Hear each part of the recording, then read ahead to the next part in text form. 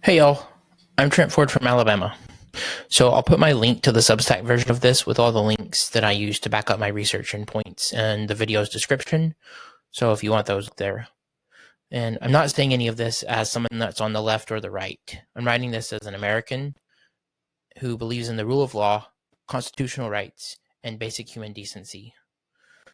In Minneapolis, a 37-year-old ICU nurse and U.S. citizen, whose name was Jeffrey Pretti, and I might be saying that wrong, was shot and killed at point-blank range by masked federal agents in the middle of the street.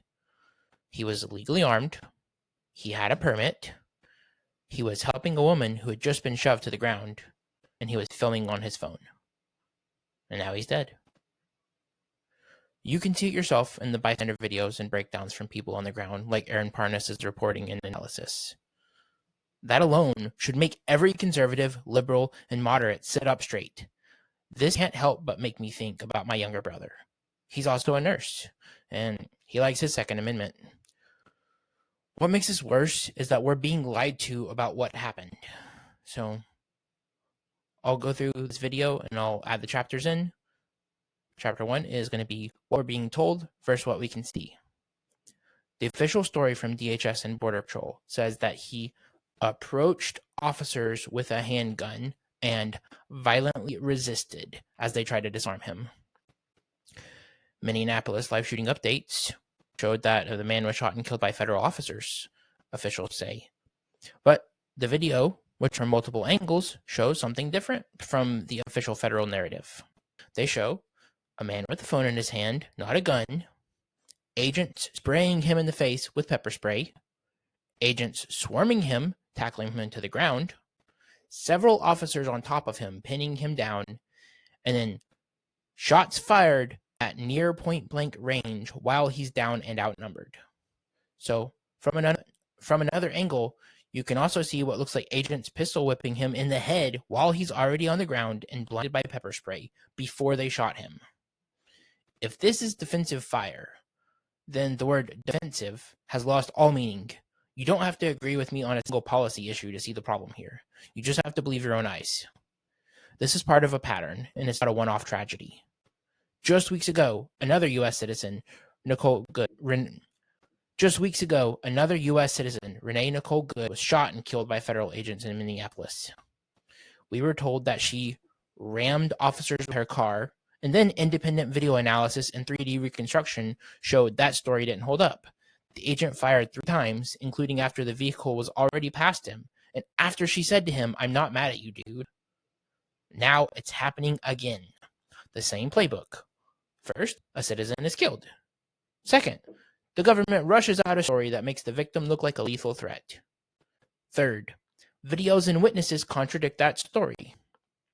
Fourth, instead of correcting the record and holding people accountable, officials double down and attack anyone who questions them.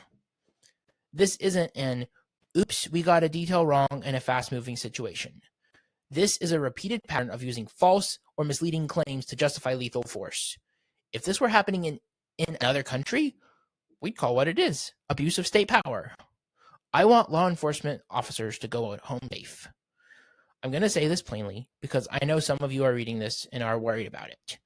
Or you're watching this because this is a video. I want every law enforcement officer to go home safe at the end of their shift. My own standard is simple. If a car really is trying to run you over, or if someone's actually pointing a gun at you, you defend yourself. I would want that for anyone's son or daughter wearing a badge. But from the people I've talked to, and from what I've researched, the training is for law enforcement to get out of the way, not fire into the driver, because physics means the car will keep going. Respect for law enforcement doesn't mean we pretend videos don't exist. In the Renee Good case, the official story said she tried to run somebody over. The footage shows the agent firing into her car 3 times, including after the vehicle is already past him, and after she says, "I'm not mad at you, dude." That's not a liberal narrative, that's just what's on the camera. And when the official account doesn't match the evidence, we have to ask, why are we being told something different from what happened? That's the only standard that matters. Facts first, then judgment.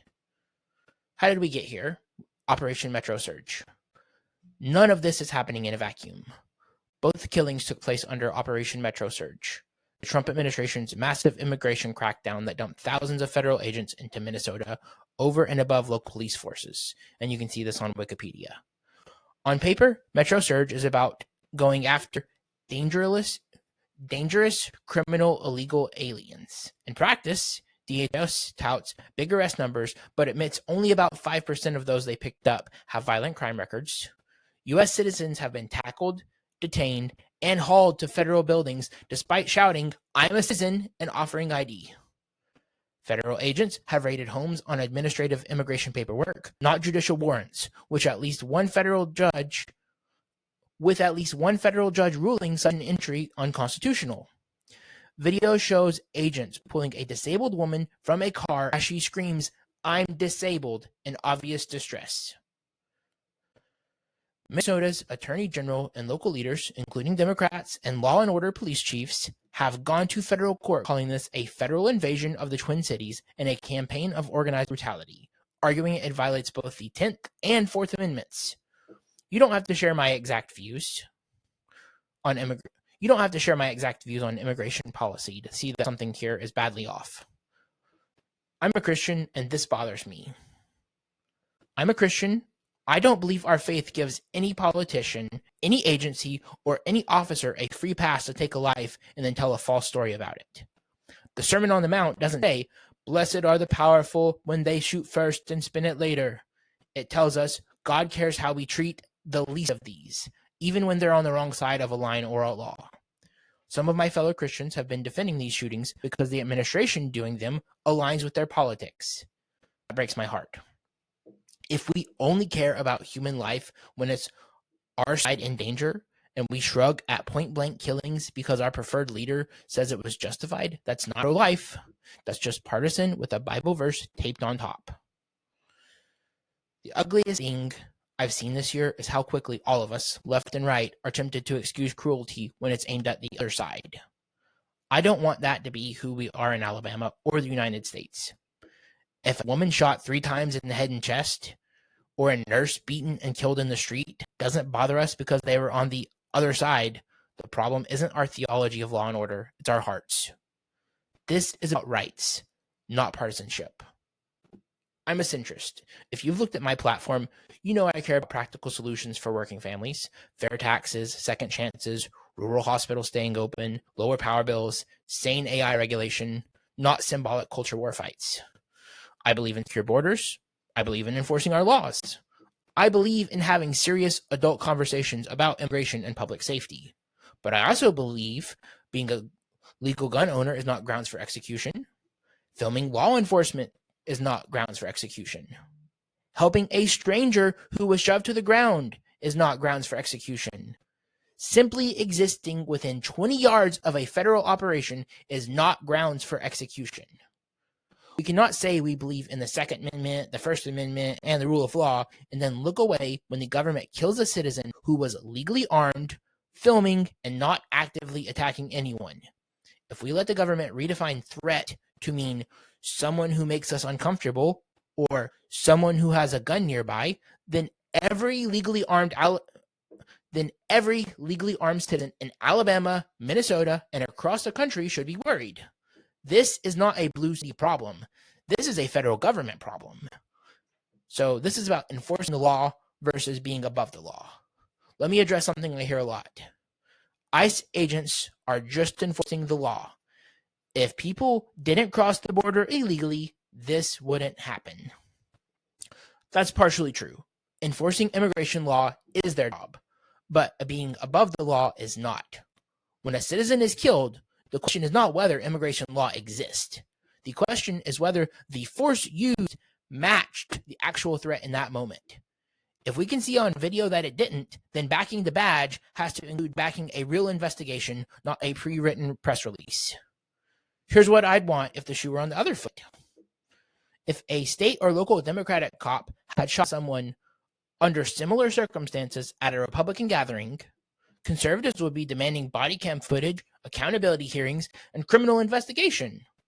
We wouldn't accept, well, he was doing his job, so it must have been justified. We'd want evidence first and then judgment. Federal agents should be held to at least the same standard, not a lower one. What about January 6th? On January 6th, 2021, real police officers faced an angry mob of thousands. The officers were beaten, tased, crushed, and most of them still did everything they could to not use lethal force. There was only one rioter shot while she was actively breaking into the Capitol building and refused orders multiple times to get back. She later died from her wounds. Yet, now the administration hails her as a patriot and blames the police for the riot. That is not backing the blue. Contrast that with today. A man is blinded by pepper spray, dragged to the ground, piled on by multiple police officers, disarmed, and while pinned to the ground, he is shot at point-blank range 9 to 11 times. The administration proceeds to label the man a domestic terrorist and defend the CBP officers for their actions. The restraint used on January 6th shows how high the bar for lethal force should be in America. If we're now lowering that bar so that a car rolling past you or a legally armed man who was disarmed on the ground justifies multiple shots, something has gone badly wrong. The measure of a free company isn't how much force we allow against enemies. It's how much restraint we demand when force is used. Federal power with no accountability is a danger to everyone.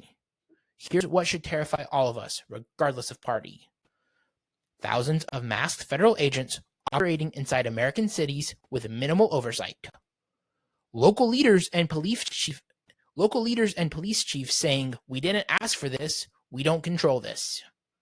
U.S. citizens killed in the street under shifting, provably false official stories.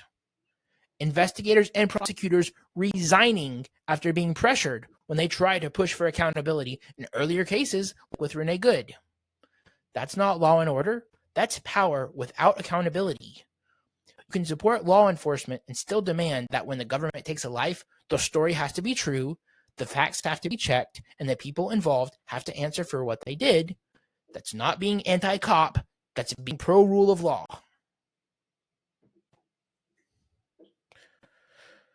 Just like I argue that Alabama's tax code and school funding laws need guardrails so they work for ordinary families and not just the well-connected, we also need guardrails on federal law enforcement. Power without guardrails never stays pointed only at the other guy for long. Let's talk about this. It's not here, so it's not my problem is a trap. I live in Alabama. This isn't happening on our street today. But if we've learned anything from history, it's that once government discovers it can get away with this kind of thing in one place, it doesn't stop there. Minnesota didn't vote to become a test site for an unaccountable federal force. Neither did we. If we shrug and say, well, that's Minneapolis, not us, then we're handing a blank check to any administration, now or later, to do the same thing wherever it wants, to whomever it wants. Rights are not regional. Either citizens have them or they don't. This is the same logic I use when I talk about occupational licensing, hospital closures, or AI regulation here in Alabama. If we don't put sane rules in place ahead of time, regular people pay the price. You can want secure borders and still oppose what we're seeing. Some people are going to try to reduce this to a cheap talking point that I've already heard. If you criticize this, you must be soft on illegal immigration. No. You can want secure borders, want strong enforcement of immigration laws, want dangerous criminals off the street, and still say the government cannot lie about killing citizens, the government cannot operate as a masked secret police force, and the government cannot treat armed as already guilty and disposable. Those aren't radical positions. That's the bare minimum of what our free country should stand for. If you're a conservative Alabamian who cares about the Second Amendment, limited government, and states' rights, then this should bother you. If you're a liberal Alabamian who cares about civil rights, police reform, and protecting vulnerable communities, then this should bother you.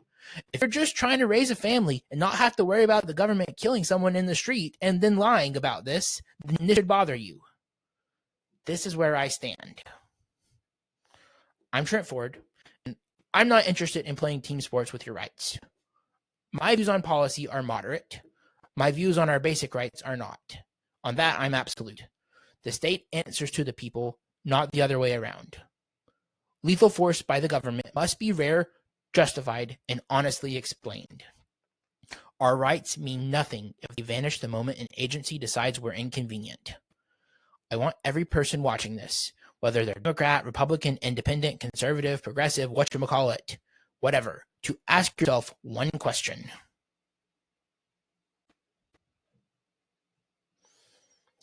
If this can happen to a legally armed, working-class American citizen helping someone in distress with cameras rolling, what do you think happens when there are no cameras? Here's what I'm asking you to do. I'm not asking you to agree with me on every policy issue. I'm just asking you to agree on this. We must demand the full, unedited release of all footage and records relating to these shootings, body cams, surveillance, everything. We must demand independent investigations with real power, not internal whitewashes, and we should support state-level investigators who are actually trying to do their jobs. We must refuse to accept official statements that clearly contradict what we can see with our own eyes.